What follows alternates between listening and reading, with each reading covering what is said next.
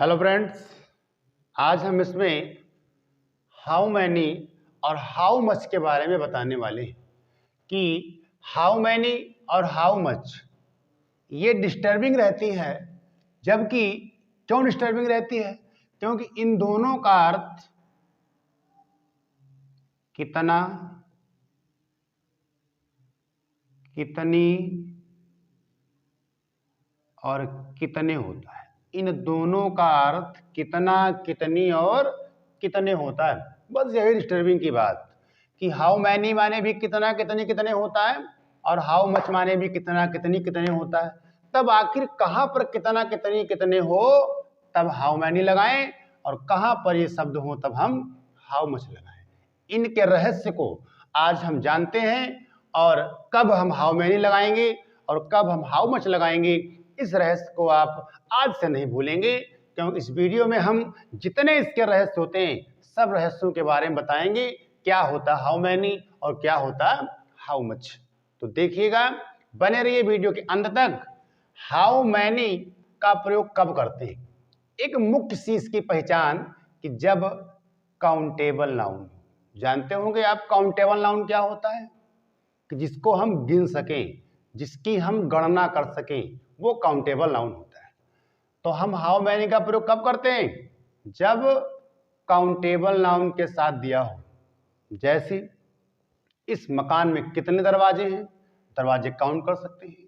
तुम्हारी जेब में कितने रुपए हैं, तो रुपए को काउंट कर सकते हैं।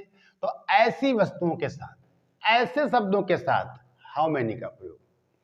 और जब काउंटेबल नाउन हो और वो भी काउंटेबल नाउन किसमें हो, प्लूरल के साथ प्रयोग करते हैं। यानी जो भी हाउ मैनी के साथ आगे नाउन आएगा उस नाउन का प्रयोग प्लूरल के साथ करते हैं, यानी वो प्लूरल नाउन होना चाहिए।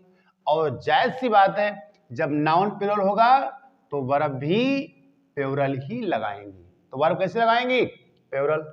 एक उदाहरण समझते हैं कि जैसे तुम्हारे पास कितने रुपए हैं, तुम्हारे पास कितने रुपए हैं, तो यहां पर कितने आया और जब कितने का अनुवाद हाउ मच भी होता है और हाउ मैनी भी होता है।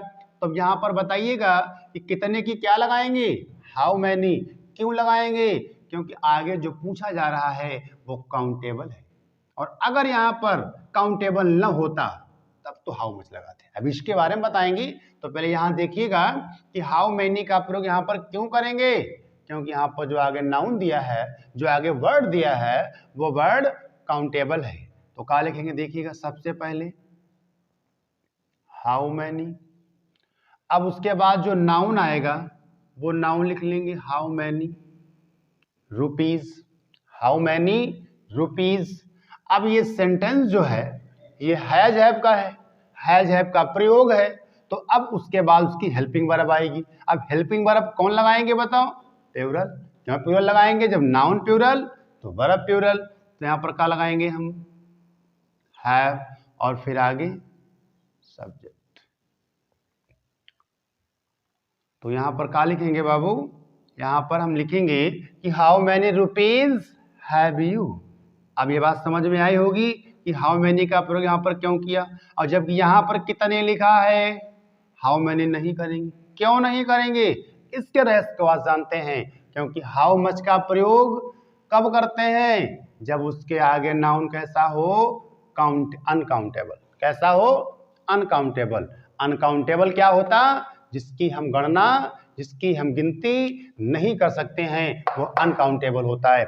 जैसे दूध, पानी, तेल। अगर कहा जाए तुम्हें कितने तेल की जरूरत है, तुम्हारे पास कितना तेल है, तो तेल को हम गिनती में नहीं बता सकते, इसलिए वो नाउन अनकाउंटेबल होता है। और ऐसे अनकाउंटेबल नाउन का जब सेंटेंस में किया जाए तो वहां पर कितना का अनुवाद हाउ मैनी से न करके बल्कि हाउ मच से करते हैं।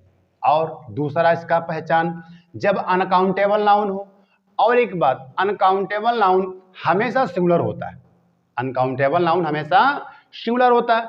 और जब अनकाउंटेबल नाउन हमेशा सिंगुलर होगा, जब सिंगुलर नाउन अनकाउंटेबल नाउन हमेशा होगा, तो वर्ब कैसी उसके साथ आएगी? सिंगुलर। जायज सी बात है, जब नाउन सिंगुलर तो वर्ब सिंगुलर, जब नाउन प्लूरल तो वर्ब प्लूरल।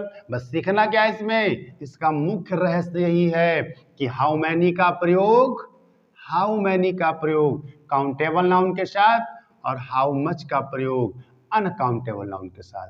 ये बात हमेशा याद रखनी है। बस इसी बात को याद करने से कभी भी कितना, कितनी, कितने का अनुवाद हम डिस्टर्ब नहीं होंगे।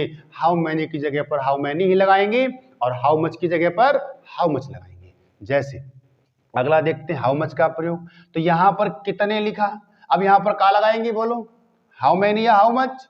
How much. क्यों लगाएंगे? क्योंकि आगे जो नाउन दिया है वो नाउन अनकाउंटेबल है। तो यहाँ पर क्या लिखेंगे? How much. और इसके साथ कैसा नाउन आएगा? सिंगुलर आएगा, यानी क्या लिखाएंगे? हाउ मच मिल्क, क्योंकि कभी प्लूरल होता ही नहीं है। और जब प्लूरल नहीं है तो इसके साथ वर्ब कैसी आएगी? सिंगुलर। तो सिंगुलर वर्ब लिख लेंगे, यहाँ पर इसके साथ डज लगाया जाएगा। How much milk does. अब इसके बाद सब्जेक्ट योर ब्रदर। सब्जेक्ट क्या है इसमें? Your brother. How much milk does your brother. Verb आगे का लिख लेंगे? नीड। मतलब how much milk does your brother need. तुम्हारे भाई को कितने दूध की जरूरत है। तो इसका एक रूल क्या लिख लेंगे? एक रूल भी लिख लें ताकि आगे बना सकते हैं। यानी हम यहां पर हाउ मैनी या हाउ मच, हाउ मैनी या हाउ मच के साथ कैसा प्रयोग करते हैं? तो देखिएगा यहां पर क्या लिखते हैं? यहां पर हाउ मैनी, हाउ के साथ चाहे मैनी हो, यानी हाउ के साथ चाहे मैनी हो या फिर मच हो, फिर यहां पर आएगा नाउन, और नाउन के बाद यहां पर आएगी हेल्पिंग वर्ब। क्या आएगी यहां पर? Helping verb. हेल्पिंग वर्ब के बाद फिर क्या आएगा? सब्जेक्ट, और सब्जेक्ट के बाद मेन वर्ब, और मेन वर्ब के बाद ऑब्जेक्ट और क्वेश्चन मार्क। यानी ये हाउ मैनी और हाउ मच का नियम होता है।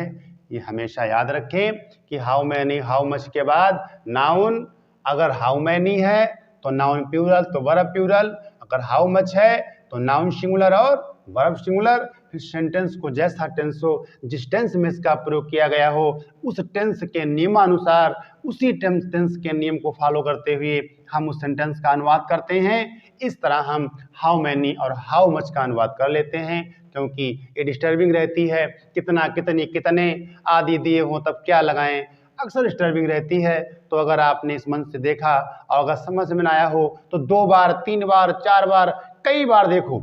जब समझ में आ जाएगा फिर दिमाग से वो कभी नहीं निकलेगा और फिर तुम्हें कभी डिस्टर्बिंग इस चीज़ की नहीं रहेगी। तो आशा करते हैं आपको समझ में आया होगा, और अगर आप नए हैं तो इसको सब्सक्राइब जरूर करें और अपने दोस्तों के साथ शेयर करें, ताकि इस वीडियो का ज्ञान, ताकि इसमें हाउ मैनी हाउ मच का ज्ञान सभी लोगों तक पहुंच जाए और अपने अंग्रेजी में कभी भी अपने आप को कमज़ोर न फील करें। धन्यवाद।